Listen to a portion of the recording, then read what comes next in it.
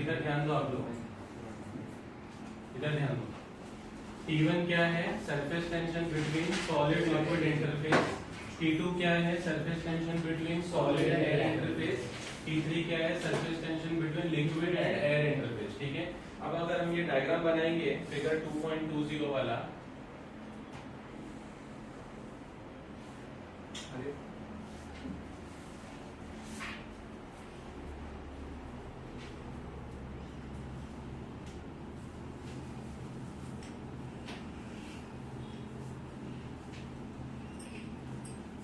तो डायग्राम में हमको क्या दिख रहा है?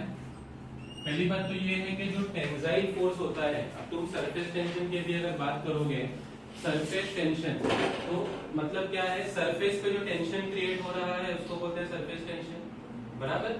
टेंसाइल फोर्स चाहे आप कोई भी नेचर का क्यों नहीं ले लो, कोई भी ऑब्जेक्ट पे एक्ट होने दो, tensile force will always act away from the point। ये ध्यान रखना। Is it clear? Tensile force जो रहेगा ना वो हमेशा away from the point act करेगा। तो अगर मैं ये पॉइंट लिया, जैसे T1 को इसने क्या लिया, ये पॉइंट को इसने T1 लिया है, इसको इसने T2 लिया है यहाँ पे, एंड ये इसने यहाँ पे T3 लिया है। ठीक है, अब क्वेश्चन ये आता है कि T1 को ऐसा टूवर्ड्स राइट, T2 को टूवर्ड्स लेफ्ट एंड T3 को इंक्लाइन क्यों लिया?